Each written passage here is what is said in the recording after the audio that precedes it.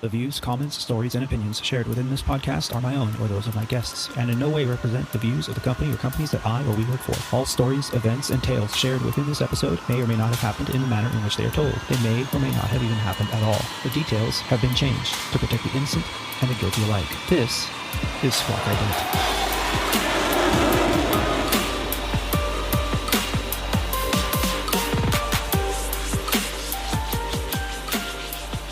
You're listening to Squawk Ident, an aviation podcast dedicated to the journey and the challenges surrounding the life and career of Aviator Tony, his co-hosts, and his guests. Together, we will explore the many pathways to an aviation profession, the realities of what a professional aviator can expect in today's marketplace, and we share many stories along the way. I'm your host, Aviator Tony, an airline pilot currently flying for a legacy airline with close to 20 years on the flight line. This is episode 45 of Squawk Ident, recorded on the 19th of July, 2020, from the Aviator Sound Studios somewhere in Southern California. On this episode of Squawk Ident, I am joined by the infamous Captain Roger. Together, we describe what flight operation changes we are experiencing on the flight line. Roger tells us about his turbulent descent into Eagle, Colorado. We share a few stories from our past, and we also discuss the changes to the mask requirements on board U.S. airlines, the suspension of alcohol service, and much, much more. It has been a while since our last show, and that's because our flight schedules have been very busy for us. And for that, I know I and the Squawk Ident crew have been very grateful. We will dive into all of it and more on this, the 45th episode of Squawk Ident. So whether you're driving into work, chilling at home, or taking a break from binge watching your favorite TV shows, sit back, relax, and enjoy the show.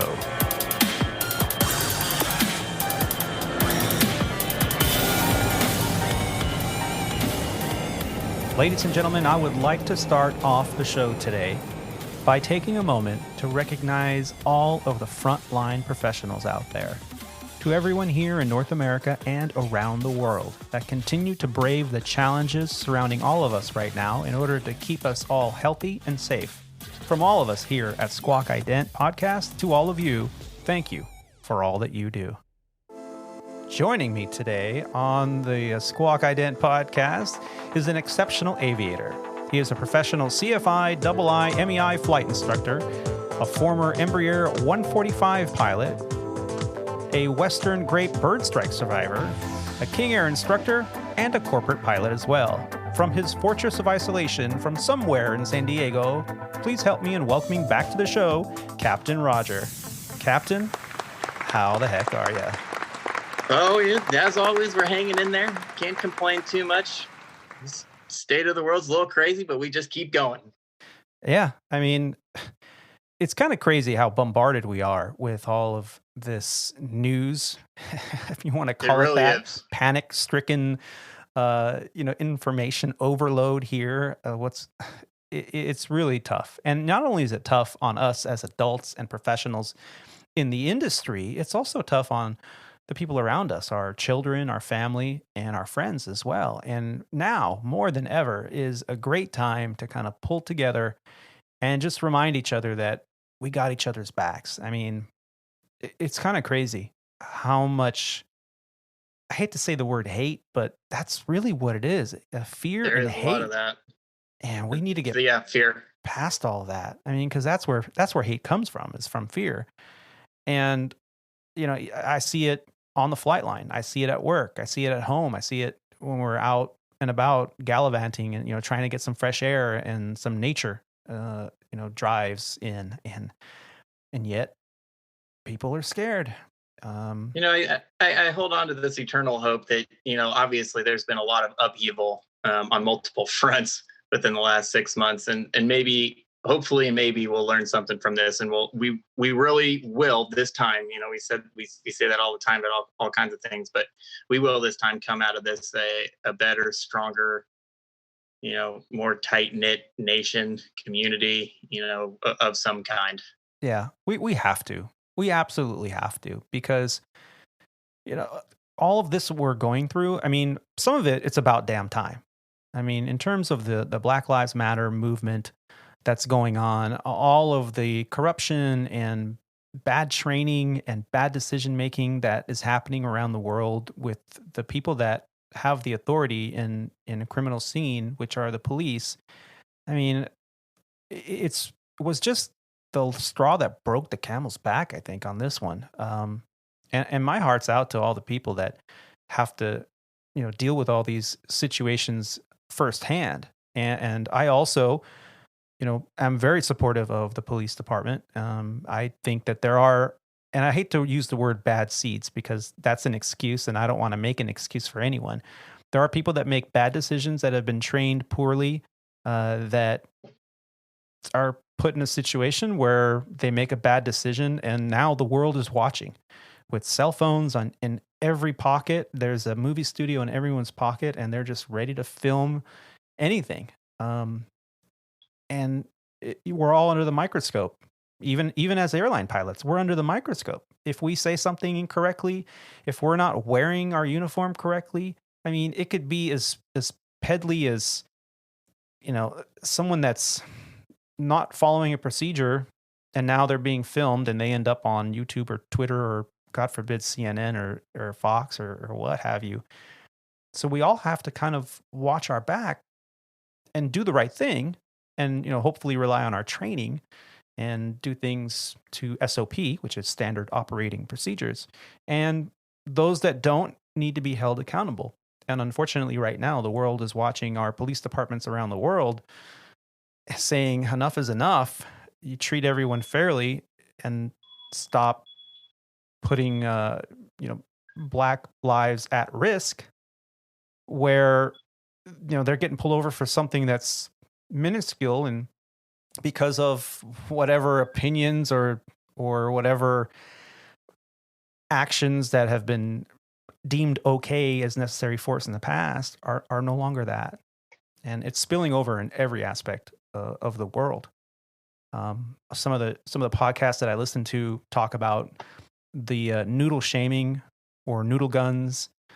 This is stemmed from a video from years ago, I think more like 4 or 5 years ago, where a young man who was working in a noodle restaurant, Noodle World, I think it was, is being filmed and gets on the internet and on national television as well, saying that he has rights as an employee, and he's sick and tired of his boss treating him like, he's substandard because he's telling him what to do, and he shouldn't have to tell him what to do. And it became a big giant shaming of the boss, saying my boss can't, dictate when I do things and stuff. It's like, well, wait a minute. So this stemmed into a kind of a societal opinion of how, if you're not doing what we like as a group, that we're going to shame you into changing the way things are. And in many ways, this is good policy, to question authority, question the way things have been going on for years. And in another way, that too can be noodling, can be very much taking advantage of the situation as well. So here we are in a time and place in this world where we have all of it, and it's all circulating continuously on the streaming news media, and we just need to get past it. So we need to learn from it, we need to grow from it, but more importantly, we need to adjust our thinking and start taking care of each other, and getting down to really the basics of the golden rule. We talked about this last time. The golden rule: take care of each other like the way you would want to be treated. But enough about that. We have a podcast here about aviation, and we talk about the journey in aviation. And this is what we're focusing on every week. And it's been a little bit since our last show. Roger, what's it been, like 9-10 days?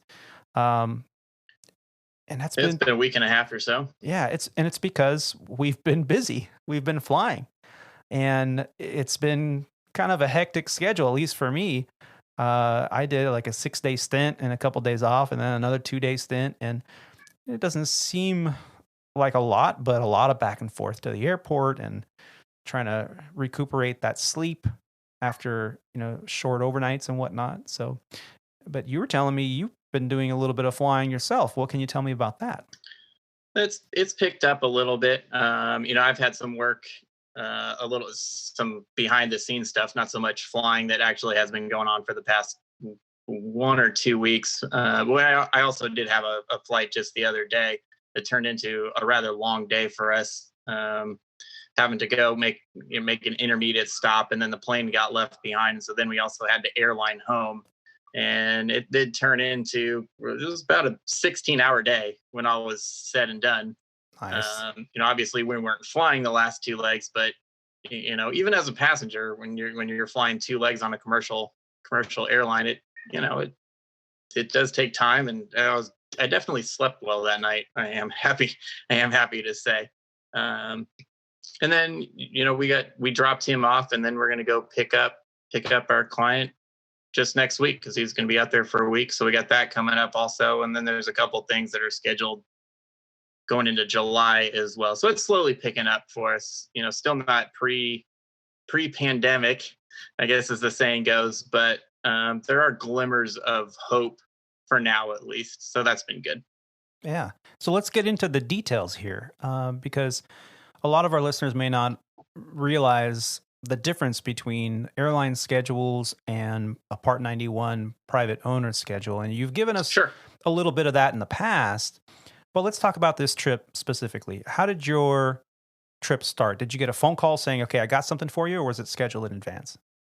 So most of our stuff is scheduled in advance, and in the private Part 91 world, there's a lot of variability in the different jobs in terms of what you were just talking about, scheduling, what kind of, and how that's all going to work.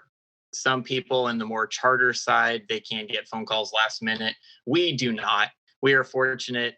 We're very fortunate. I will even put it that way, that almost all of our stuff is scheduled at least a week, and more typically 2 or even 3 weeks in advance. I had known that this trip was coming up, fine tuning the details about exactly what time of day we were going to be leaving, and maybe a day or two shifted here or there. But I knew that this trip had been coming up. So we had geared up for it. I knew that it was coming. I found out about this particular trip at least a week and a half in advance of the day. However, I didn't find out exactly what time we were leaving until the day before. And actually, as an example of that, we had a plan. We were going to be flying from the LA area into the Eagle, Colorado airport. And then I think it was about 4 o'clock in the afternoon, the day before we left, it changed, and we added an intermediate stop in the Denver area. And that changed all kinds of stuff for us, because then we were going to actually leave the airplane in Eagle, and then we had to get ourselves back home. Well, now we weren't going to be able to make the flight, and that kind of turned into all kinds of a lot of logistical changes. Yeah. So we know that flight's coming up, but then some things, for business, for our client, business can sometimes change, and we obviously have to be able to accommodate that and change things on the fly. And so what we did was we went from LA, we flew to the Denver area, where we stopped, and we were there for about an hour and a half, and then made the short flight over to Eagle. Mhm. And then we caught a commercial airline flight back through Denver, and then on home to San Diego, and got home at about 10 o'clock at night. Yeah. So was the airplane starting out in San Diego? Is that where you kicked off out of? Our airplane is based in the San Diego area, and so it basically always starts with a reposition leg from the San Diego area up to the LA area, where we will pick up passengers and then fly them to wherever they happen to be going. Okay. So you start out, you fly out to the airport where the airplane is based, and you have to do the pre-flight, the flight planning, weather, checking the weather, and file a flight plan on that, or is it VFR? No, we always go IFR. Okay. It's always the same thing. We file an IFR, and all that flight planning is done the day before. So everything's been, there's computer programs that will do that for you. Weather's been checked the day before. Flight plan's been checked to be filed automatically the day before. And so we show up, and like you were saying, yeah, we do the pre-flight. We've got a mechanic that's there. We push the airplane out of the hangar. We fuel in the San Diego area. And so basically by the time we get to to LA where we're going to do our pickup. We're pretty much ready to go. We'll do a couple last minute things. Typically, we'll have the labs serviced, as close to boarding as possible, and we'll go from there. But most everything is taken care of before we actually even start the trip in the San Diego area. Okay. So it's all, and it's someone does that all for you, or is that something you have to do? Nope, that is all our responsibility. And that's one of those big differences between the airlines and the Part 91 corporate private world, is that there are no dispatch departments. There's no crew scheduling. We do all of that. We are responsible for all of that, as well as any catering, stack, making sure that they have food or whatever drink in the back, and as well as cleaning the airplane. We are also responsible for cleaning the back of the airplane as well. So there's a little bit more work that goes into any given leg. In the corporate side, we arguably probably work a little bit less frequently, but every time we do have a trip, it does require a little bit more work, especially when you start getting into the international, because all of that still is going to come on. That's our responsibility to take care of that as well, and that definitely adds some legwork, if you will. A lot more paperwork filing in that scenario. There is, because obviously you don't want to just be flying into foreign countries without knowing exactly what you're getting into. Yeah. So, and then have any of the cleaning processes changed, or from this COVID situation that you were doing before to now, or is it pretty much because it's a private jet that it's pretty much standard cleaning? It's a pretty much standard cleaning. We do things a little bit differently. But in the end, when we clean the airplane, and then we'll clean the airplane after the trip, which then means that the airplane's going to sit for days before it's going to be flown again. And we do the big thing that has changed is we have definitely mitigated how much we are in the back of the aircraft as much as possible. But we don't really clean the airplane any different. It's the same people for the most part that are in the cabin. We don't have a constant, rotation of different people that are coming on, deplaning, and then we put on new people. We know who's going to be in the back of the airplane. That doesn't really change. We did have the airplane professionally detailed and sterilized and cleaned when we started flying more after this. But other than that, we clean pretty much the same way. We just try and keep ourselves out of the back as much as possible, much more now than we did before. Yeah. So you took off out of the San Diego area, ended up going to, is it Los Angeles International? You go over there to the... We go into Van Nuys. Oh, into Van Nuys, yeah. So you go there, you pick up your owner, your client. Correct. And is that a pretty quick stopover, or, there's no fueling involved, is there? Or do you top off the tanks or do anything like that?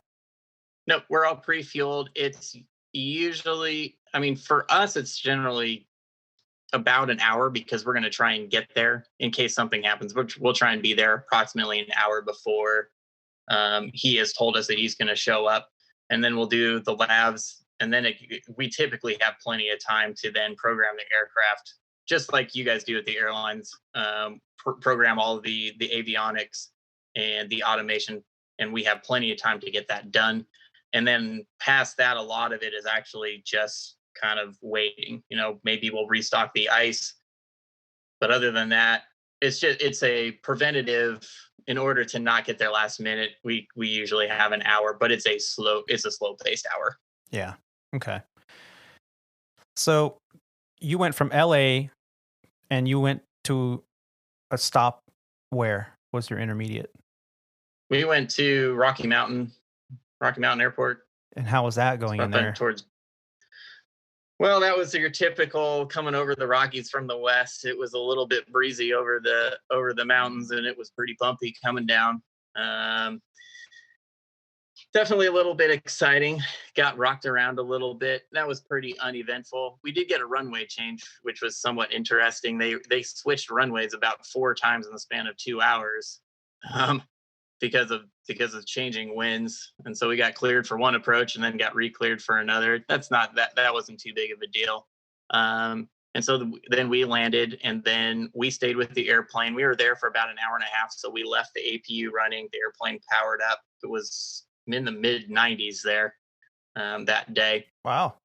So it's pretty warm. So we kept the APU running, which allowed us to run the air conditioning. And that way we don't need to depower all the avionics, which requires reinitialization. We just kept it running. It was right about an hour and a half. And then he showed up right about on time, right when he told us when he had left. And then we blasted off and attempted to make the flight into Eagle. And that was really where things got not exciting, but they were definitely a little bit different than your standard 120-mile flight, which I think is about the distance from Denver into Eagle. Oh, wow. Yeah, real short. So, yeah. Yep.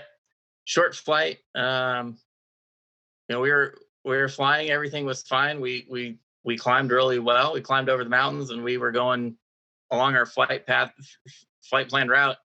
And then, unfortunately, there was something that happened at the airport down in Eagle, and it was windy. As I recall, it was around 30 gusting at 39 knots or something like that at one point. And so it's definitely a little bit of a breezy day. And I'm not really sure what was going on. I don't know whether this guy just was out trying to practice, or whether he thought he was really was ready for it. But there was a tailwheel airplane that ended up ground looping that effectively closed the single runway, wow, in Eagle. And it happened right after we had taken off. And so, normally I would guess that if the runway's closed and you're only going that amount of time, that they'd call the tower, hey, just hold them on the ground. Right. But we were already en route, and we were only about 40 miles from the airport, and we got the words that I had not heard in I don't even know how many years, and prepare to copy holding instructions. What? Which strikes fear in the hearts of every aviator out there, because, well, we don't hold anymore. Hold? Like pause? Yes. Like you pause the simulator? Exactly. So we're gonna hold the simulator for me. Right. And so there we were. It was my leg, and I was flying. And the first thing that I did, as soon as you hear holding, well, you know what? There's no reason to be going 320 knots at this point. And so I started slowing down, and we got a hold, and we were holding over the Kremling VOR, which is just a little bit to the north of Eagle. And fortunately, in a lot of these corporate jets, we have fairly sophisticated automation. And I just clicked on, in our flight plan, I had to add Kremling because it actually wasn't on there. Added Kremling, and then clicked on it and just entered the holding instructions and let the airplane do its thing. As published. We were 20 miles, because I remember looking at the DME thinking, oh, how long do I have to do this? And we had 20 miles. So we had plenty of time, and it was just a matter of entering a few numbers into there, making sure that we obviously got the right numbers, compared the picture, because we had a nice pretty picture on our iNav screen, and making sure it was an hold as published, and so that it looked like the same as it did on our en route charts. And we both pilots confirmed that it looked okay, and then slowed the airplane down and let the airplane do its things. And we got permission for 10-mile legs, and we did end up holding for a good 45 minutes. Yeah. There's all kinds of things that you could talk about in terms of what we talked about up front, in terms of what other airplanes were doing. There were two airplanes, one in front of us that diverted. There was one that came in and held after us, and that one also diverted. We had enough fuel to hold for 5 hours. So at that point, it really came down to, what do our passengers want to do? And we were about ready to give up. We were kind of just waiting to find out if it was going to take them 10 minutes or whether it's going to take them 2 hours. Because obviously we don't want to be burning that kind of gas for 2 hours. Right. And unfortunately, right about the time where we were trying to, figure out, well, do we need to go somewhere else? They told us that the airport was going to be opening momentarily. As it so happened, our commercial flight, at this point, our commercial flight left at 4 p.m, and we were holding at 3:10 in the afternoon. Oh. And so that's the only flight out of Eagle. Yeah. So yeah, we're kind of running up against the, we're going to miss our flight. Yeah. And I only bring that up because it made this a little bit more fun in the end. And so we were holding at 20,000 feet over the Kremlin VOR, doing circles in the sky, and we could see the airport. As we were turning, as if we're obviously oriented the right direction, we could see the airport, and they told us that the airport was going to open, and when we were ready, to let them know. And I told the other guy, because it was my leg, and I said, I've got the field in sight. Let him know. He called the field in sight, and we exited the hold as we were cleared for the visual approach. We had not stopped holding because we called the field in sight from 20,000 feet, and she cleared us from the approach from the hold. Yep. And then it was, let's go. And that's right. I've got a flight to make. Now we're at 20,000 feet. Now, granted, that's about 14,000 feet above ground level when you're at Eagle. Sure. Don't quote me on that number, but it's probably pretty close to that. And basically just dive bombed the airport. I had it in sight, and got to fly the airplane. And that's something that's a little bit different, especially probably for you guys flying at the airlines, where you guys are going into big airports. You probably just get vectored for an ILS and let your automation do most of the stuff. But I clicked off from 20,000 feet. I clicked off the autopilot. I clicked off the auto throttles, pulled them all the way back, and just headed towards the airport. Eventually, it was around. You hand flew that aircraft? With your hands? That aircraft just one. I got a joystick. It's not that hard. I know. That's a nail biter, my friend. It was. I bet if they had known that in the back, they probably all would have told me to stop. But I had a flight to catch. That's hilarious. So, here you are, you're screaming down to get there. Your passengers, did they make any comments to you about your approach, or was it all good? They're used to your flying. It was actually for the way it's presented, it sounds a lot more intense than it really was, because what happened is, if you push a jet over, and this, when you push a jet over, they're so clean, what's going to happen? It's going to accelerate. Speed up. Yeah, it's going to do 350 knots. I don't know if your plane's able to do that. I think ours is 370 is our max speed. So I didn't want to do that, because as you do that, because we were so close, I couldn't let the speed build up. And so what I actually did around 18,000 feet is I pitched the nose up, and I slowed down to less than 200 knots, which is our flaps 1 operating speed, and put the flaps down so I could make a more aggressive descent. But it was a slow speed. It was a slow speed, very controlled dive bomb, if you will. Mm-hmm.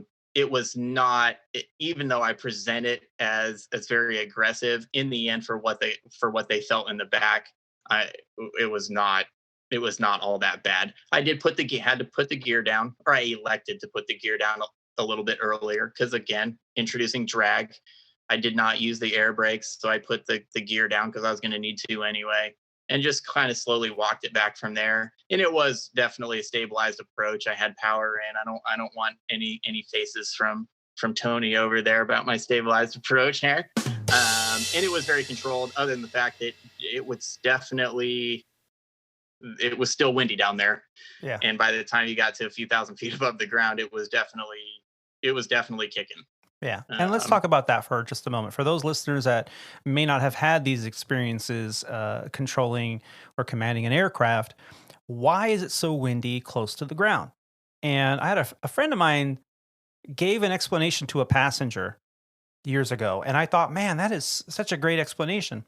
So volume of air above Earth is constantly moving. Okay. We can get into the details of the circular motion of the air, depending on the circumference or the rotation of the Earth, and all these terms that we've all learned in a private pilot education, right? But all we need to know is that it's a body of air that's constantly moving, and depending on where you are at any given time, it's moving in a different direction. Not unlike a body of water that has currents and all these things. That's why it's all nautical, whether it's aviation or if it's in the ocean or over water. It's all nautical. So we're getting into kind of like fluid dynamics and that kind of thing, but which I don't want to get too much detail. But so when you're up in the air, the winds are strong, but they're relatively consistent unless you're getting across like a low pressure system or area of turbulent air or high gradient of pressure changes. But close to the ground, it always seems that the air is always more turbulent. And that's because you've got terrain. You have trees and buildings and mountains and hills and all this thing that the air is now going up and down and around. So when you're on a flight and you're at altitude and it's just like smooth as glass and it's so nice. And then as you get closer to the airport on the descent, you can, being a passenger in the back of the plane, you see the flaps, you can hear the flaps moving, you can hear the gear come down, and the airplane starts rocking more and more up until the point where you touch down. And why? That's because closer to the ground, you have more external factors that make the air more turbulent. Whether the air is coming from a particular direction where there are a lot of buildings or mountains or air, descending on the leeward side of a mountain range, that air can become more turbulent. So that's why we often have turbulent air as we're landing or taking off, but then it smooths out a few minutes after departure. The other thing you mentioned, which I found very interesting, was you talked about slowing down before you're going down, a term that we always talk about, especially in an instructor role or, at being in a position where you're teaching others. A lot of times, newer pilots or even experienced pilots that are maybe newer on that type of airplane, like migrating from a piston-powered airplane over to a jet, they just want to push the nose over because they feel, well, I'll push the nose over and bring the power back, and that's enough. But as you mentioned, in a swept-wing aircraft, very clean jet, it's going to speed up, and it's going to speed up fast. A lot. If you want to get to an airport that's, say, an equal distance ahead of you, let's say 100 miles ahead, and you need to get to that airport and you need to start a descent.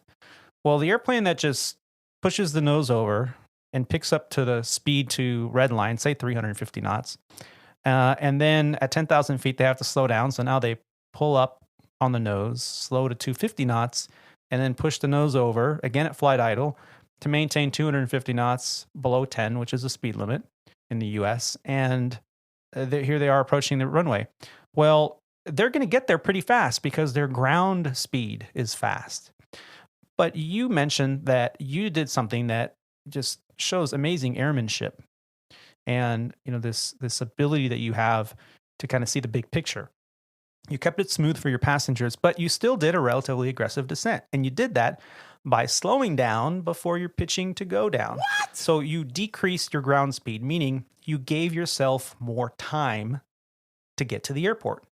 So you have more time to lose altitude. Because if you're descending, and we calculate descents in aircraft by feet per minute. So if you're descending at 4,000 feet a minute, but your ground speed is high, you're maybe not going to lose as much altitude as if you're descending at the same 4,000 feet per minute, but your ground speed is low, relatively low. So slowing down the speed of the aircraft prior to, it does two things. One, it lets you get more time under your belt to descend and lose that altitude.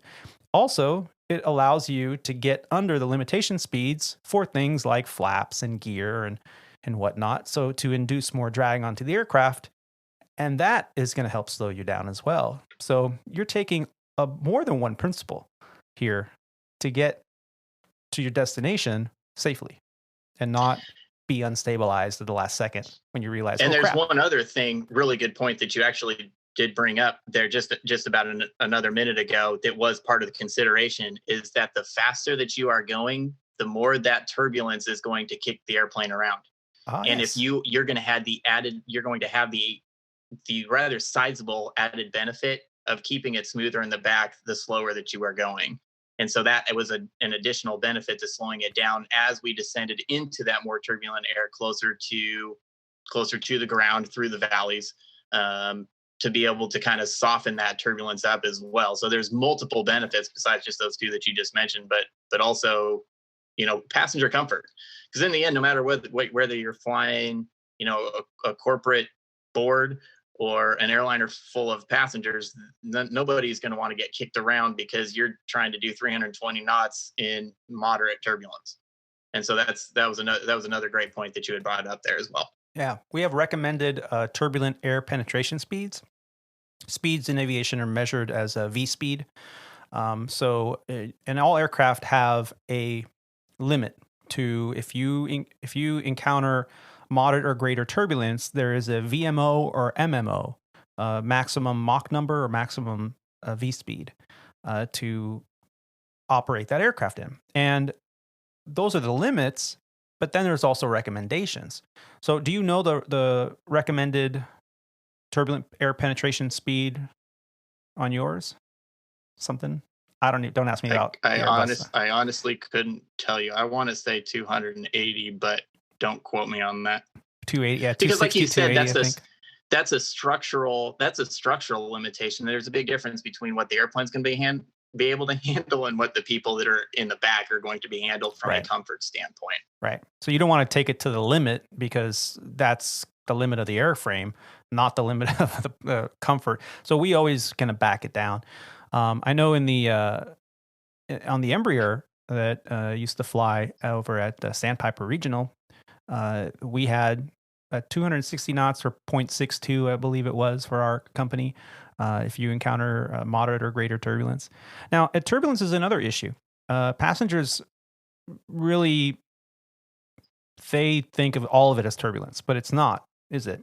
We have different classifications. We have what we call light chop, moderate chop, then you get into light turbulence, moderate turbulence, and then there's the dreaded thing you never want to hear is severe turbulence. Now, severe turbulence, if I remember my aeronautical information manual, which is where all this information can be found in the back of your FAR AIM, I believe severe turbulence is a loss of control of the aircraft.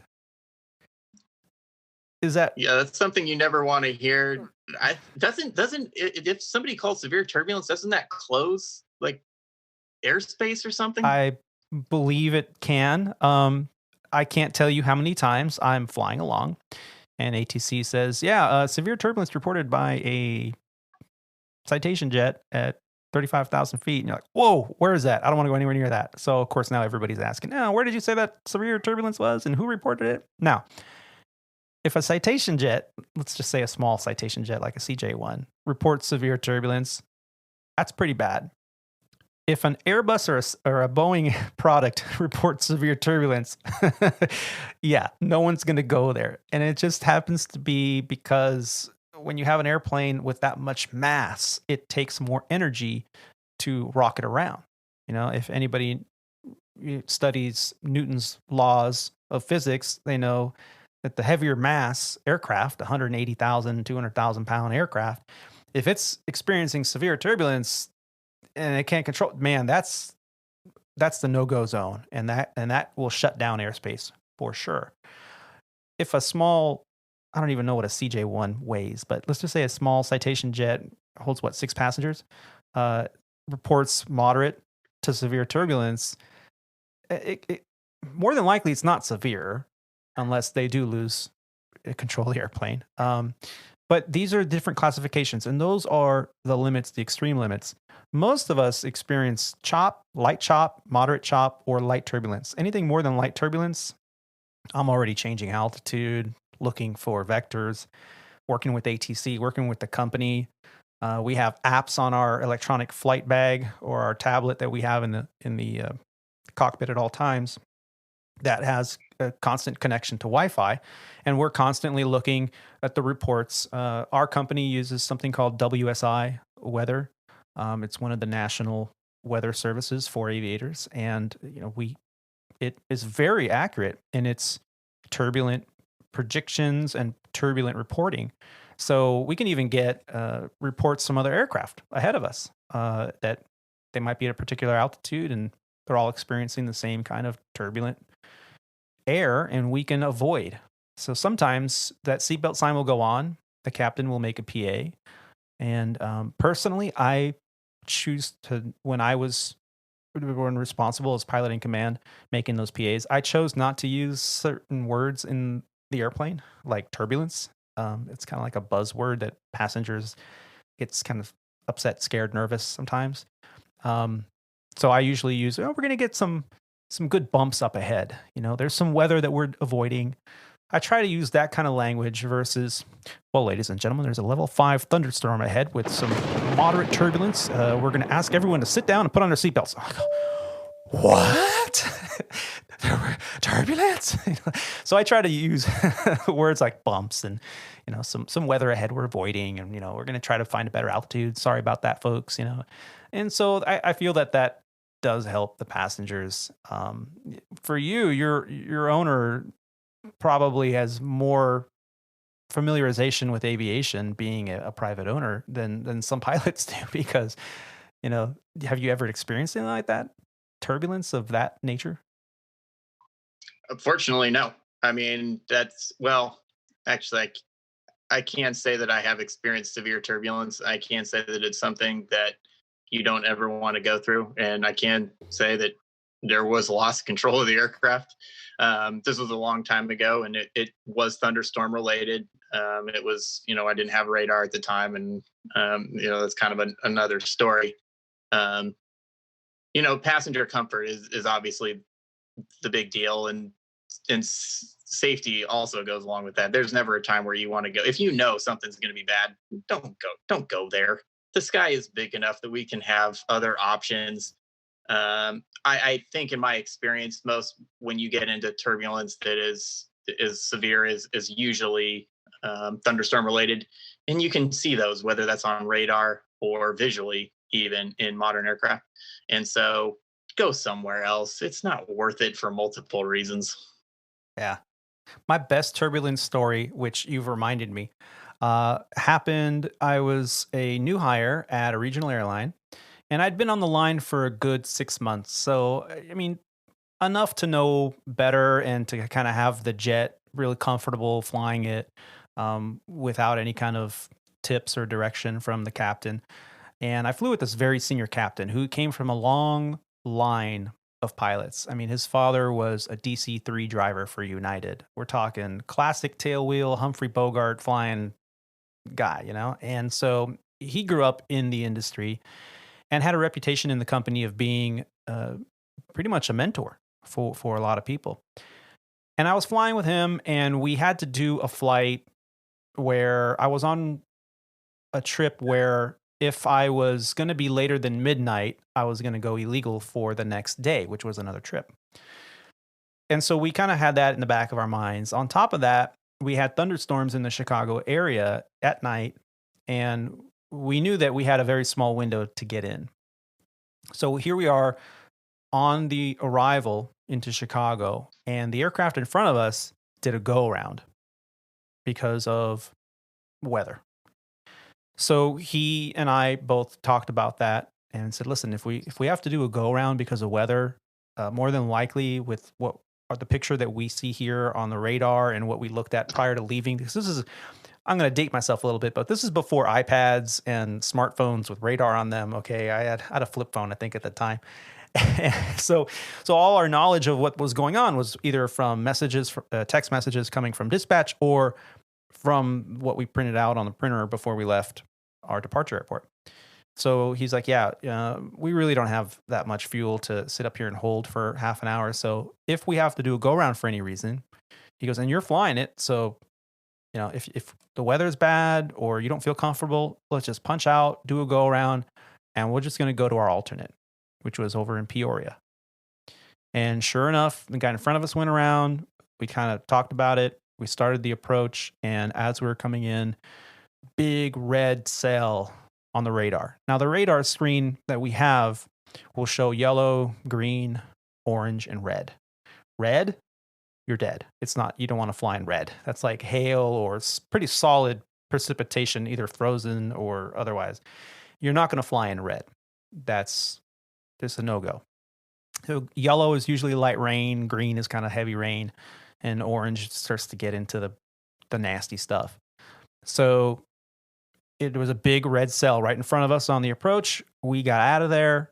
We went to Peoria, and we were like number 20 on the ramp. This is an airport with like 2 gates, and there were 20 regional airplanes out there, all diverted, and most of them canceled because of whatever reason. And so what ended up happening was half the people that were on our flight, we diverted to Peoria. They're like, you know what? I can just rent a car tomorrow morning. I don't need to be in Chicago tonight. I'm just going to rent a car. I'm getting off the plane here. And usually that's not an option, but because of what was happening, the station allowed that. So what they did was they took about 20 people off our airplane, and then they added 20 people to our airplane from the other flights that had gotten canceled, and they also were trying to get to Chicago. So the captain sat back, and this was a time where you still couldn't smoke in the cockpit, but he always had a cigarette in his front pocket, and he would go excuse himself and go outside of security and go have a smoke, and then come back to the cockpit, and just total like cool, laid back guy. Never saw him get upset, raise his voice. And he goes, well, I better make a PA. So he puts a cigarette over his ear. And he says, ladies and gentlemen, this is your captain speaking. And as you can tell, there's a little bit of weather in the Chicago area that my first officer did a great job flying that approach into the Chicago area. But that thunderstorm cell is something that we just don't go through. So we came over here and diverted. For those of you who are just joining us, welcome aboard. Well, we're not going to lie to you, ladies and gentlemen. It is bumpy. It is really bumpy. We're going to call this moderate turbulence. And we're going. We're going tonight. We're just going to wait for the weather to pass, and our dispatcher is going to send us some paperwork. And once we take off, it's going to be bumpy to the point where no one's getting up. Our flight attendant will not get up. No one will get up. The seatbelts will be on, and we're going to navigate our way back to Chicago. We're going to get you there. We're going to get you there safely. But it's going to be bumpy. So if you don't need to be there tonight and you don't like the bumps, just bring your call button and you can get off the plane, and tomorrow's another day. And, ding, ding, ding, like 12 people, like, we don't need to be there tonight. We're going to get off. Thank you, Captain, for giving me that, I don't like turbulence. Thank you so much. But 12 people got off. Guess what? 12 more people got on. So we went out again, and he kind of repeated the same PA, not as lengthy. And we closed the door. The guy in 1A was what we called let's call it a titanium member. Okay. Legacy or Legacy Junior over at Sandpiper.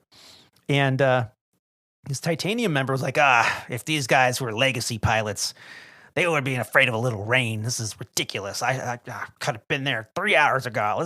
And the flight attendant's like, are you hearing this, Captain? He's like, yeah, I can hear him. He goes, don't worry about it. Don't worry about it. He's gonna thank us when we get there. Don't worry about it. I'm sitting there like in awe. This guy is so cool. Nothing is getting past this guy. And so we take off, and he goes, listen, you want to fly it there? You want me to fly? I don't care. It's still your leg. I'm like, yeah, if you're okay with it, I'll fly it. It's a great experience. If I get tired or something, he was like, listen, it's going to be bad. I mean, it's going to be safe. I'm going to keep us safe, but it's going to be bad. The autopilot, it might kick off because of the turbulence, and you'll be hand flying it. Are you okay with that? I said, yeah, yeah, Captain, for sure. He goes, okay, this is what I'm going to do. I'm going to work the radios. I'm going to work the checklist. I'm going to talk to ATC. I'm going to get you left, right, up, down, whatever you need, but I'm going to take care of that. All you need to do is fly the airplane. And sure enough, we took off, and about 10 minutes into the flight, I mean, this is like a 25-minute flight. This is not a long flight. About 10 minutes into the flight, we're getting kicked around so bad. We've slowed down now to like 210 knots. We're just like going as slow as maneuvering speed as possible. And, he's getting me left, go right 10 degrees left. I mean, ATC was like, yep, you can clear to deviate any way you can to direct Chicago when able. So, okay. And the autopilot kicked off, and here I am hand flying this airplane. And we were bouncing around so bad that I had a hard time focusing on the PFD, on the primary flight display where all the instruments were.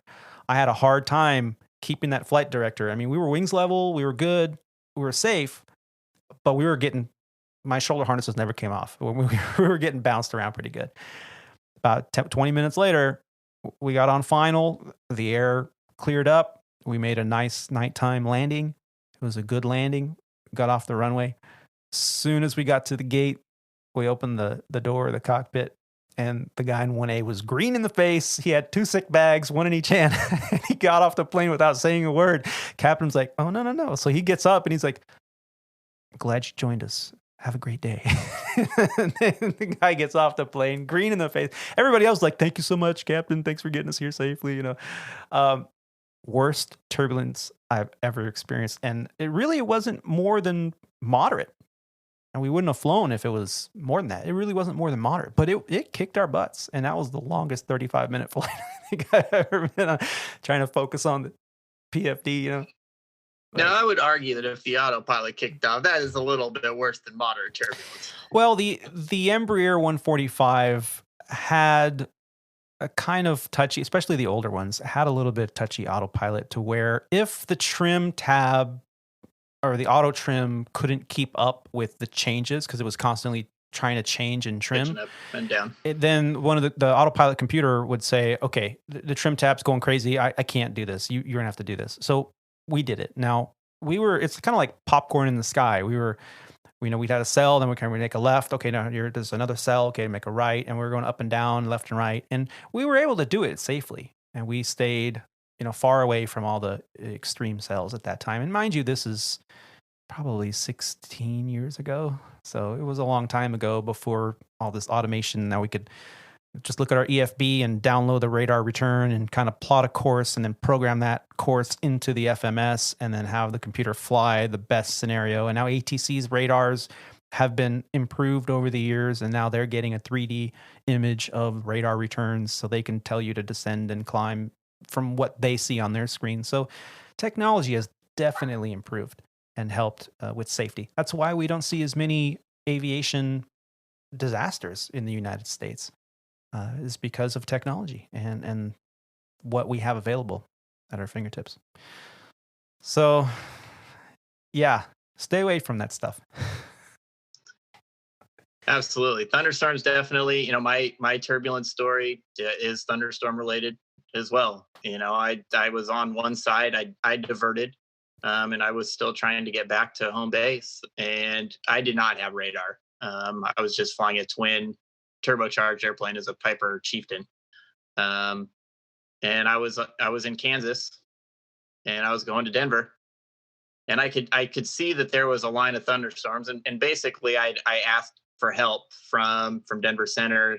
And like your story, this was probably about 15 years ago, about maybe 14 years ago. And they did not have a whole lot of information either, because they were basically not able to give me any help. And I picked what I thought at the time, because it was dusk. There was still a little bit of light, but mostly dark. And so I couldn't necessarily see all the clouds. And I picked what I thought was a hole.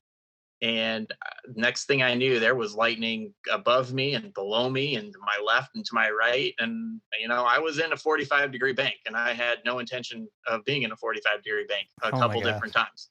Yeah. And so I chose to keep going, not because I was trying to get to where I was going, but at that point, if you're in 45-degree uncommanded banks, the last thing I wanted to do was start a turn, a self-initiated turn, and then get bumped, into a 60-degree bank. And so I just elected that, I could kind of see the other side. I didn't think it was very much. And I did come through, and everything was fine. There was no damage to the airplane or anything, but it was definitely, I was scared. I mean, I should not have been there. But I didn't know that until after the fact, unfortunately. And you were a single pilot too, right? And that was single pilot, because that was a small cargo operator. And so it was just me and boxes in the back, fortunately. But thunderstorms are not something to be trifled with. When you talk about turbulence, thunderstorms will have them 100% of the time.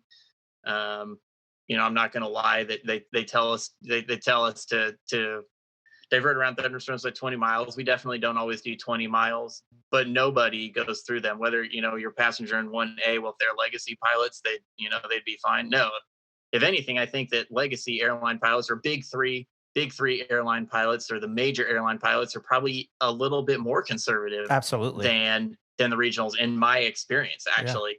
Yeah. And we'll go 300-400 miles out of our way to go around weather, and we'll have the fuel to do that. because we have planners with that. I mean, if you look at the Legacy Airlines SOC, it looks like NASA.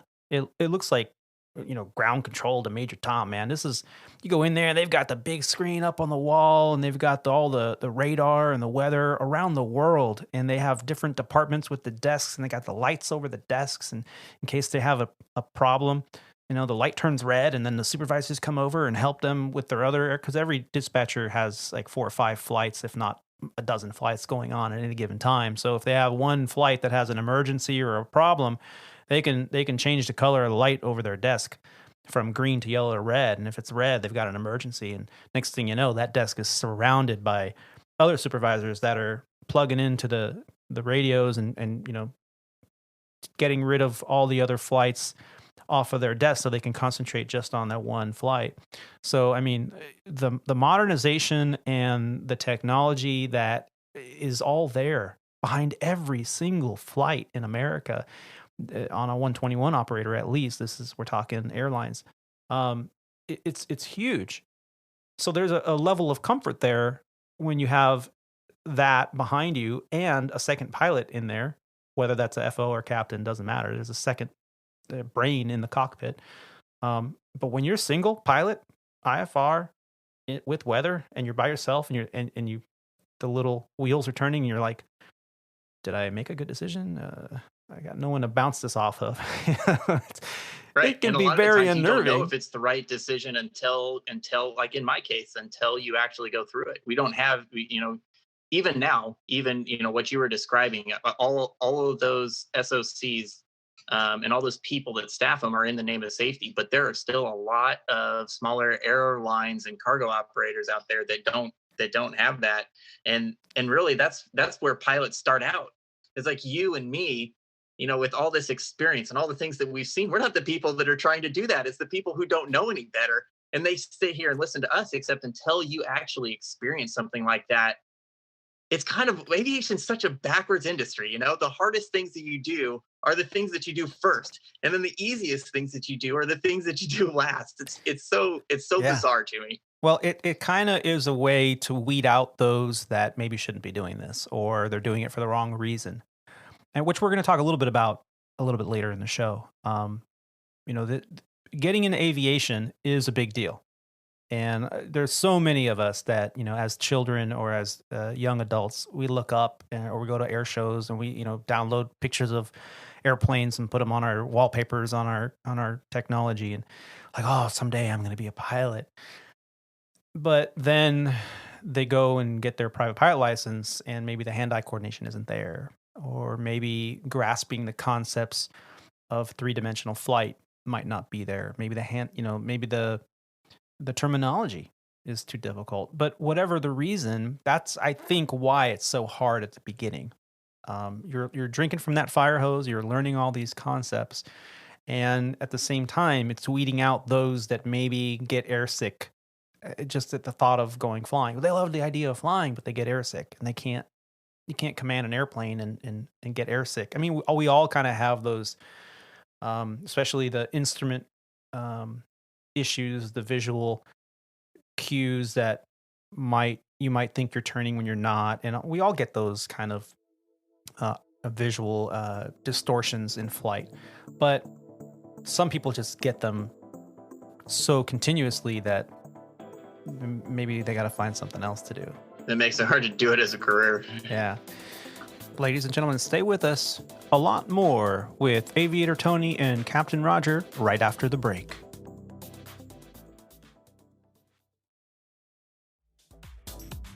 I wanted to talk a little bit about some good news.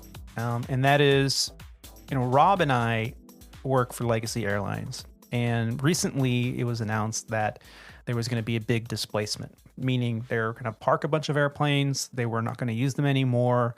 They were older fleets. And in an effort to save money in reaction to this global economic crisis that we're in, they were parking airplanes.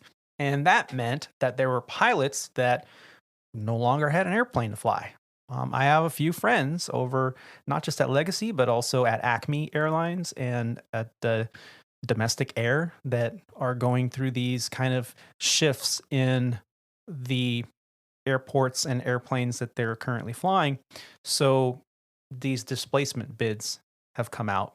And the way that works is okay, if you do not have the seniority enough to maintain your current position on your particular airplane or particular airport as your home base, then what's going to happen is you're going to be displaced out of that base and you're going to be assigned to something else.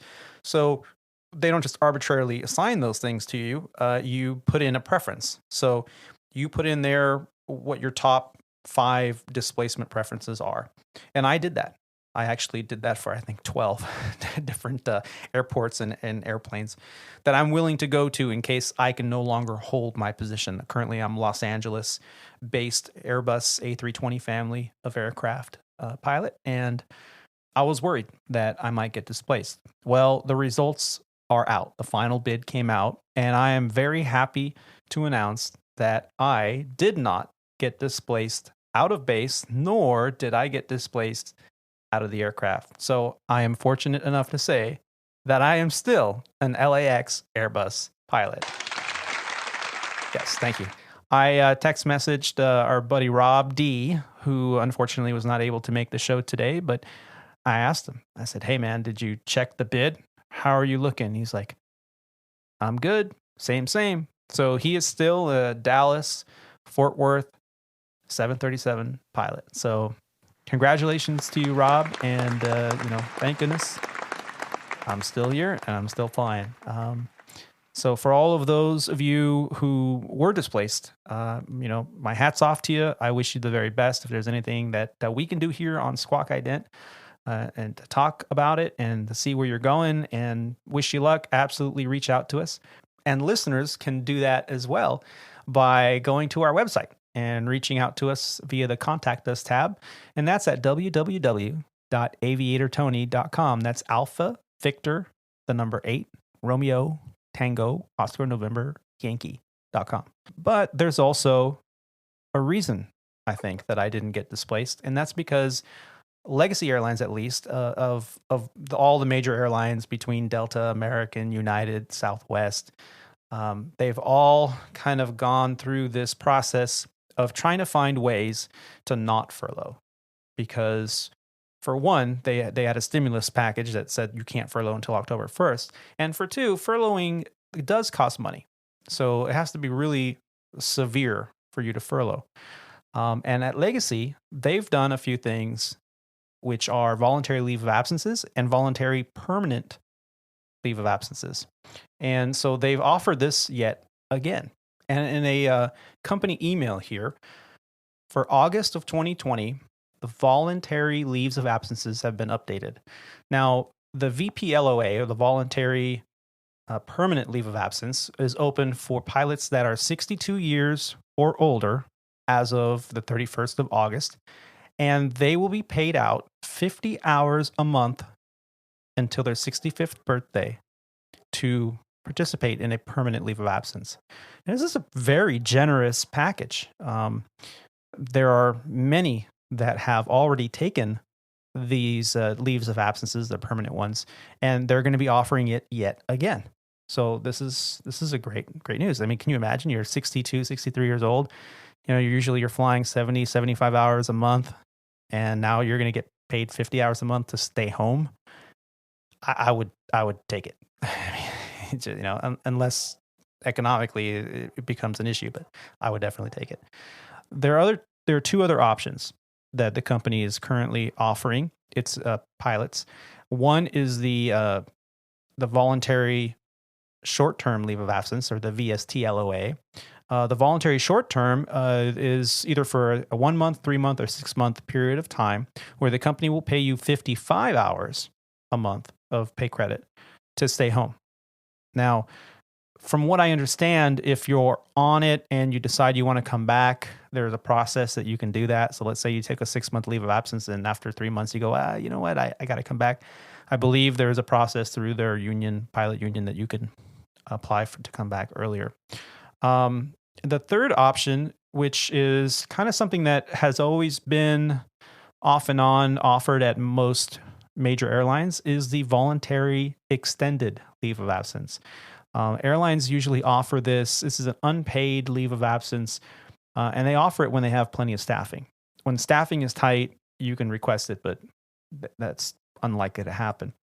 Now, the voluntary extended leave of absence, you're not going to get paid, but let's say you need to like be out for a year or two because you have a company that you're trying to start up, and so you want to take a leave of absence but keep your job. So in case it doesn't work out, you can come back. That's being offered now too. So between the three options, this is going to be huge to help prevent furloughing at Legacy Airlines. So kind of good news, good to hear. Hopefully the pilots that feel like they can take advantage of these offerings will do so and help out the more junior guys so that everybody who wants to work can continue to work. And this is good news.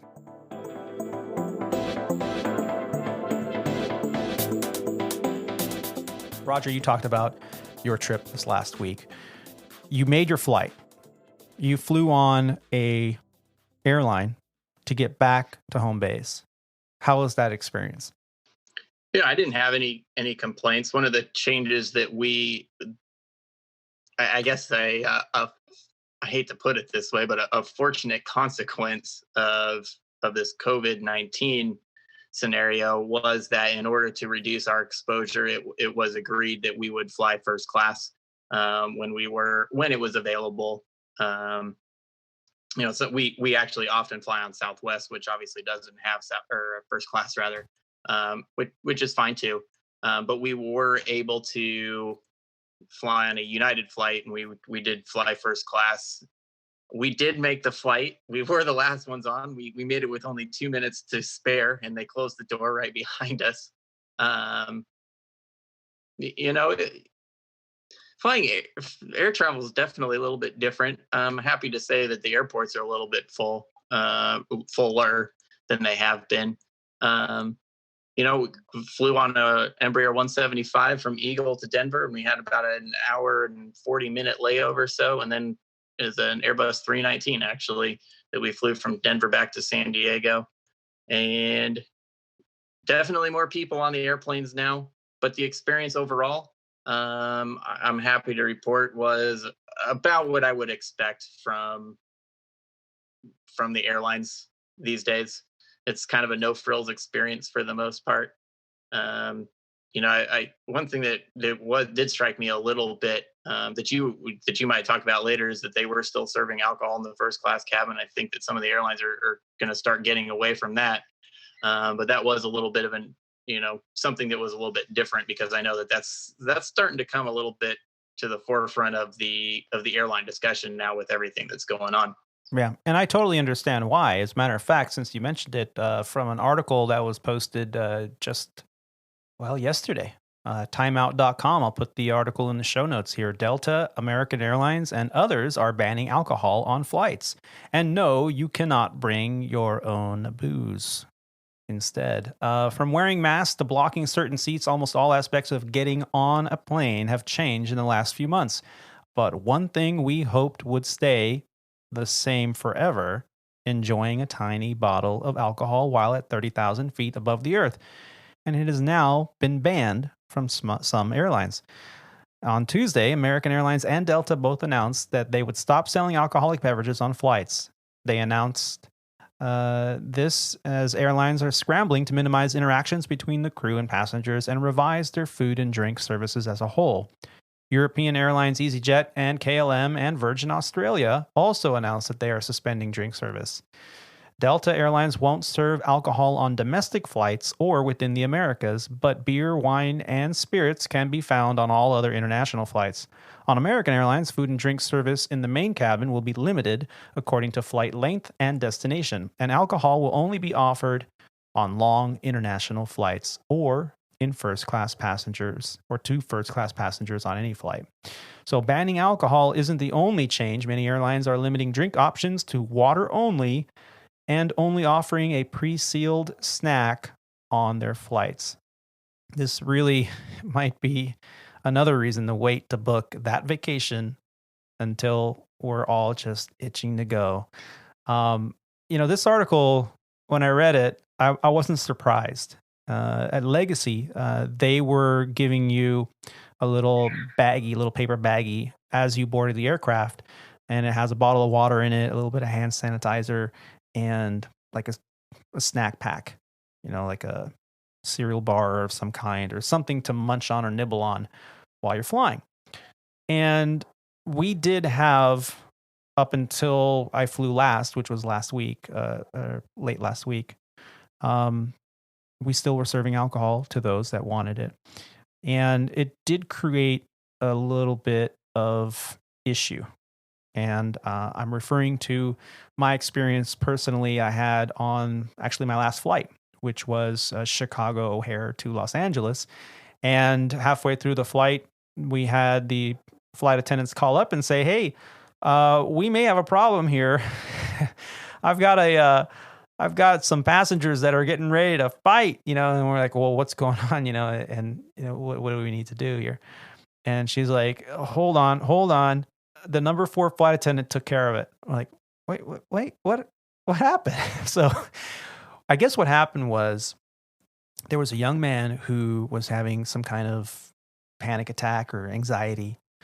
He had the mask on, as is required now on most airlines to wear the mask throughout the flight. At Legacy, we were requiring the mask as you board.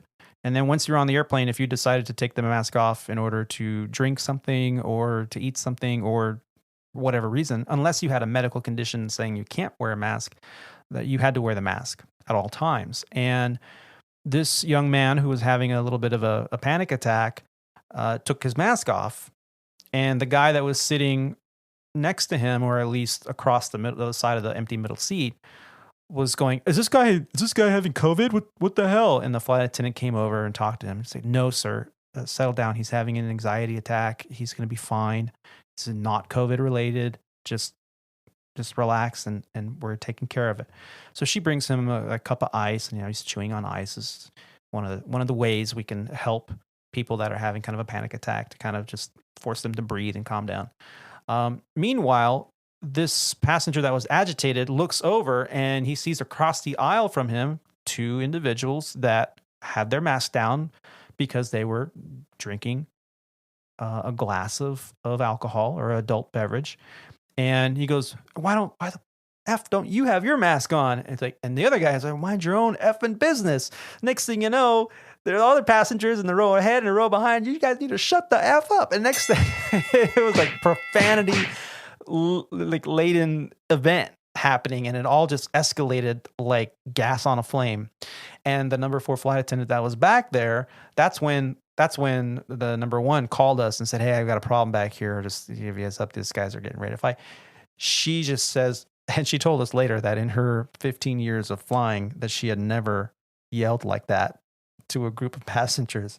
She's like, all of you people need to settle down right now, or I swear to God the captain's going to land this airplane at the first airport and all of you are going to jail.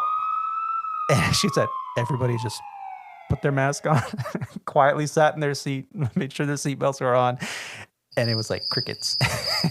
So, yeah, unfortunately, passengers behaving badly is happening more often because people are afraid of, contracting something. They feel forced to submit themselves to being in close proximity to others because they want to fly. They have to fly for whatever reason. I couldn't tell you. It doesn't matter. But these instances were happening. I was hearing about them more often. So the fact that they decided to suspend drink services and limit everything doesn't surprise me. As a matter of fact, I received a company email just yesterday indicating that effective immediately, that not only are passengers now required to don a face covering during the boarding process, they're also required to have them on at all times during flight, unless they are drinking water or sipping water or having a bite to eat or something, because we can't deny people that. But they need to have it on. And if a flight attendant asks one of them, a passenger, to don the mask because they're not doing one of those things and they don't have a medical condition preventing them from putting it on, that the company will now blacklist them, for a lack of a better term. They'll put them on the do not fly list, and they will be listed as you can no longer fly because you're not complying with instructions to wear a mask, and that's the safety of others. And additionally, and I know we've talked about this on previous shows, the flight crew is also now required to don a face covering at all times, whether you're 6 feet away, within 6 feet, or 60 feet away. Anytime you are in the public eye, all flight members must wear a face covering at all times. So, whereas in the past it was, your discretion if you can maintain safe distance, social distancing, it was not a big deal. But now it's a requirement. And our uniform companies are now producing company issued face masks that you will wear as part of your uniform. So, and that's not just for the pilots, but for everyone. Anyone that's in the customer's visual perspective, being in the terminal, gate agents, ramp agents that might be inside, flight attendants, pilots, anyone, baggage handlers that are in contact with the public, everyone has to be wearing a face mask or face covering at all times. So this looks like going to last a lot longer than we initially thought. And with all the other articles I'm reading about how a vaccine is not practical and that it'll probably be more like a flu shot where you can get it every year to help prevent, but will not prevent. This might be a way of life for a long time. What I also wanted to talk about was I was approached on that very last trip that I did. Actually, not the last one, but the one before that. It was a DCA to LA. It's actually LA to DCA and then DCA back. And the flight attendant, the number 4 flight attendant, was a young man who approached the captain and I and said, "Hey," he starts asking questions while we're checking into the hotel. Up there, I forget what he was asking, but something to do with the flight. And after about the second question, I'm like, "So are you interested in getting into aviation?" And his eyes lit up. He's like, "Yeah, how'd you know?" I'm like, "Well, usually when somebody asks a couple questions in a row, and most flight attendants they just don't give a shit." Honestly, they're like, "Yeah, whatever. You guys don't do anything up there and read the paper and drink your coffee." Yeah. It's like, so the fact that you're asking these kind of questions show that you're interested. How far are you into your exploration of this journey in aviation? And he goes, "Well, I've been a flight attendant for 5 years, and I'm starting to do my research, and I want to take lessons somewhere and get started and hopefully one day fly for Legacy Airlines." And I said, "Oh, that's wonderful." So we started to talk, and a lot of the questions he asked reminded me of a lot of the questions that we get as aviators when we meet somebody new, especially younger people. How do I get into aviation? And, Roger, I've got you on the show.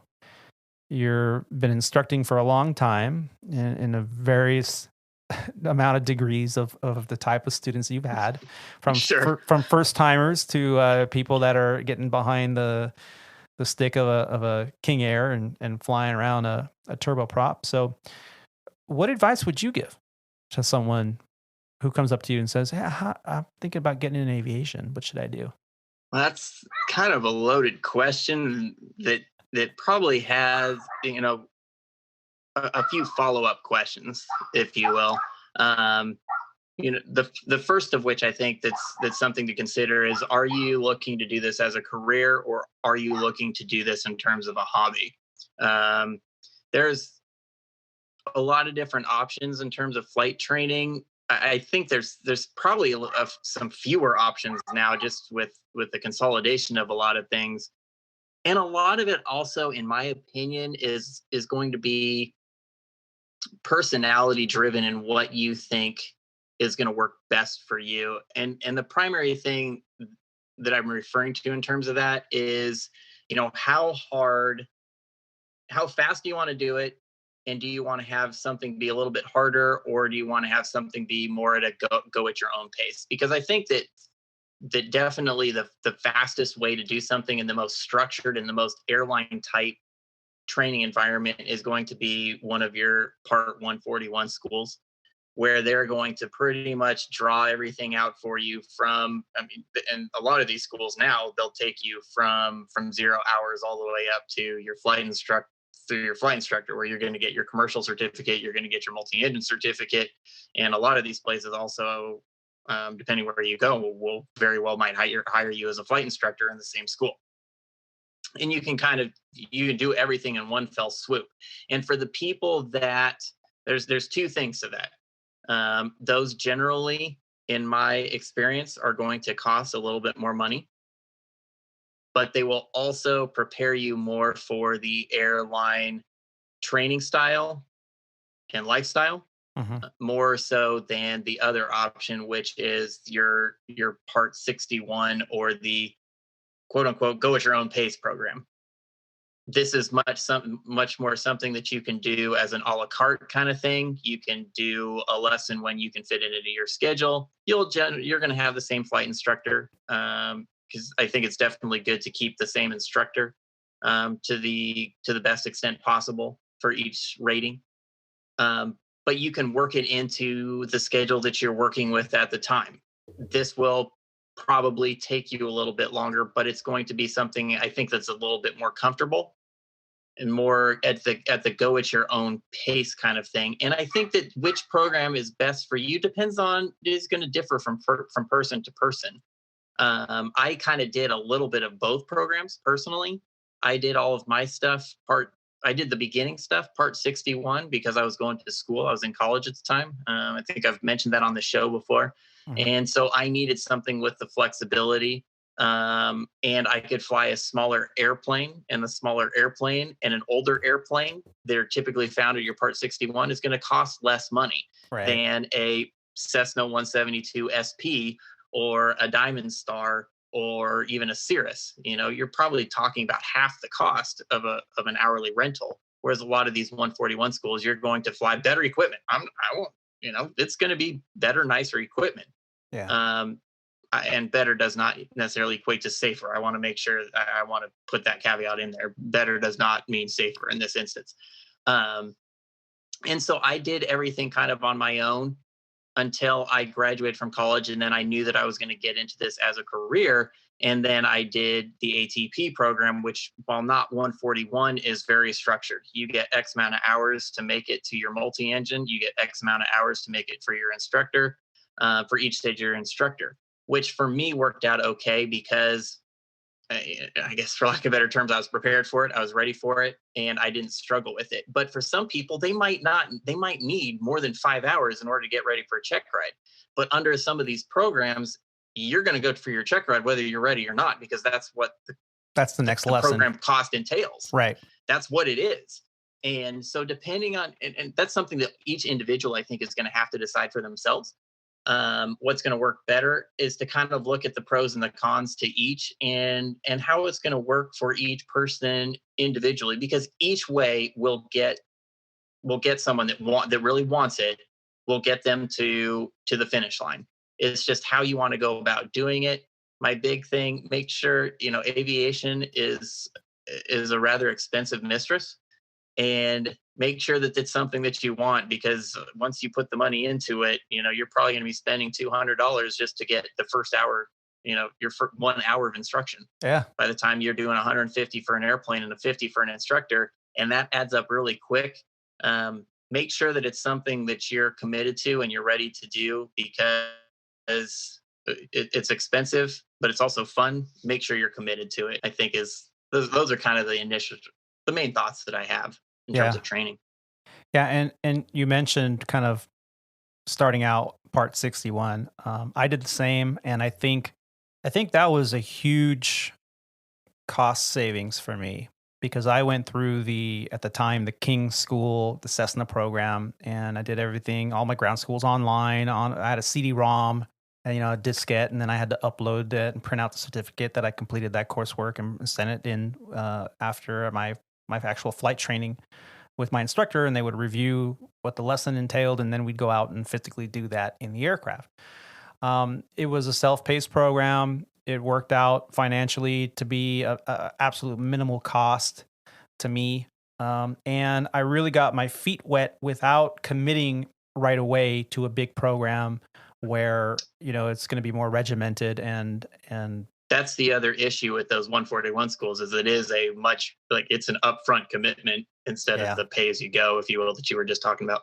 Yeah, because they'll tell you, oh, you'll save $20,000 if you do the whole program, pay for the whole program right now. And here we have if you make it through. Right. And I know probably 40% of the people that went when my 141 school that I went to that didn't finish it. They just said, it's too expensive or it's not for me, and try to get their money back or whatever. My suggestion is always start out very slow, doing the homework, doing the research, hanging out at the airport, go to the local FBO, ask questions, ask to get it, and don't sign anything. Don't sign up for it. Just ask questions. Go online, and there are plenty of books. I just looked up online. You don't have to go and buy the Jeppesen Complete Guide to Private Pilot course, which is like an $84 textbook that has everything in it. You can go with a more inexpensive book, the Complete Private Pilot, the ASA book. That's $19.99. Pilot's Handbook of Aeronautical Knowledge, a little dry book, but in terms of terms. AOPA.org is a great organization. They have a segment of their website that's open to anyone. You don't have to be an AOPA member to look at their flight training section, but they have some very limited programs there that you can participate in. So there's plenty of opportunity out there. There's a private pilot kit by Aircraft Spruce for $136, and it has like 5 books, an E6B, a little flight bag, a pilot log book, all the little nuances that you might need at the beginning. For relatively cheap, you can start at least your technical knowledge, getting familiar with terms, things like that. I've always said that aviation is like learning 4 foreign languages at the same time. You have the foreign language that might be foreign to you about aeronautics, which you're going to have to understand and comprehend.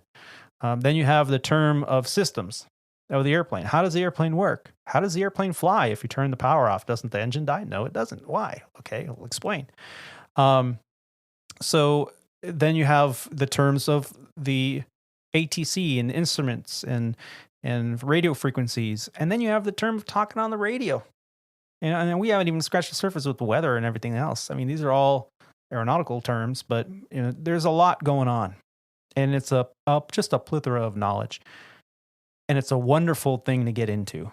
And to find out how committed you are, I always say, make a goal, set a goal and a time frame to work on a private pilot license, and find out if financially you can do it.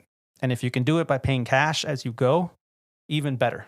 That way you can stop at any time and you don't feel obligated to continue. And that's, if you get your private pilot license and you're like, that's it, I'm hooked, I'm done, this is it, this is a career for me. Whether you want to do it as a hobby, maybe buy your own airplane someday, fly GA the rest of your life, or if you want to fly freight and be the next Amazon Prime pilot or FedEx or UPS or whatever, or you want to fly for a major airline. Either way, it all starts at the beginning. You just have to get your foot in the door. You just have to ask a lot of questions. And we've said it before, the flight instructor is key. Don't just go for your first, I'm your flight instructor. Oh, okay. I've had issues, especially at the beginning. I went through a few. We just didn't jive, and that's okay. But there's plenty of ways to get into aviation. And we here at Squawk Ident love the idea that we are getting at least that spark going for some young aviators, talking about all the stories we've had experienced on the flight line. And if it can help clarify anything, that's what we're here for. So give us your feedback. We'd love to hear from you. And the best way to do that is through our website. You can DM us as well through our social media accounts. Squawk Ident is pretty much everywhere. And I just want to say thank you, Roger, for sharing this episode with me. Always a pleasure to speak with you about aviation and the journey of aviation that we've experienced thus far in our careers. lots more to talk about. We just don't have that much time. I know you've got pressing issues, as do I, this evening. So I want to say thank you again for sitting down with me. Absolutely. For all those aspiring aviators out there, like the flight attendant on your one flight, I hope that this was a good episode. We talked about a little bit turbulence and a little bit some flying and getting into aviation. And so hopefully this was a good show for that crowd that's out there. Absolutely. And I'm very excited. I've got some, pretty exciting episodes coming up, and it's been kind of difficult to kind of get all our schedules to mash up, but I'll kind of save it for as they happen, because I don't want to spoil anything, but some really interesting, exciting aviators coming up on Squawk Ident here in the near future. So stay tuned for that. Well, I just want to take this time again to thank all the frontline workers out there, the doctors, the nurses, pharmacists, EMTs, medical techs, firefighters, law enforcement, grocery store employees, truck drivers, Amazon workers, and of course, all the airline employees that show up every day to work to provide the essential services that we do. And, it feels good to see our flights filling up. An article I read indicated that Legacy Airlines is about 55% capacity in terms of what they were doing this time last year, in terms of how many flights are operating. 55%. They were filling them up. 75% capacity over a few days. So of the seats available per flight, 75 of those seats are filling up. So, with percentages, you got to be careful, because you got to understand the source. And, are we talking about 100% of the flight being full, or only that 85% that we vowed not to go above? And so in terms of the flights being full, they're full. They're as full as we can get them. And that's wonderful. Thank you to all of you out there flying, because it really is a reflection of our economy and how we're going to get over this hump and get the world rotating again in the right direction, and hopefully a better world at that. And we want to know, are you enjoying Squawk Ident? The best thing you can do is share your experience and your feedback with us, either through our website or through some of the podcast apps that you're out there. I love reading about all of your reviews and your experiences by listening to Squawk Ident.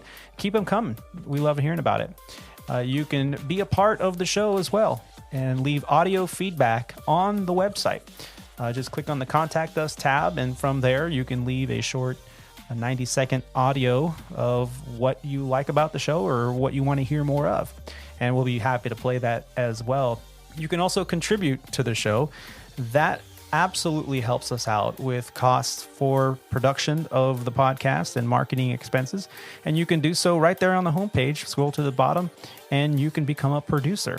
And with that, you'll get recognized for all of your efforts to help contribute to the show. Facebook, Instagram, Twitter, and now YouTube. You can all search Squawk Ident Podcast or Aviator Tony and Squawk Ident to follow on the socials. One final thank you to Mr. Captain Roger, who has been a wonderful inspiration to me. I love having the opportunity to sit down and speak with you about, your opinions on both the industry and aviation in general, and the stories that you share with all of us have been great to listen to and to hear. So thank you very much. Well, thank you, Tony. It's been great to be part of this journey with you, and on behalf of myself, and I know Rob also, especially, and all your other listeners. Thank you for doing what you do. We appreciate it, and I know you got some great plans coming up for hopefully some great shows, and for everyone else out there also. Just like like Tony said, by all means, we'd love to talk about what you want to hear about. So if you've got ideas for shows. I know, for Tony and myself, we'd love to hear what you guys think and talk about what you want us to. Yeah. And thank you to all of you for taking the time to listen to this Grateful Aviator and these Grateful Aviators. Keep the dirty side down, be safe, and take care of each other. See you, everyone.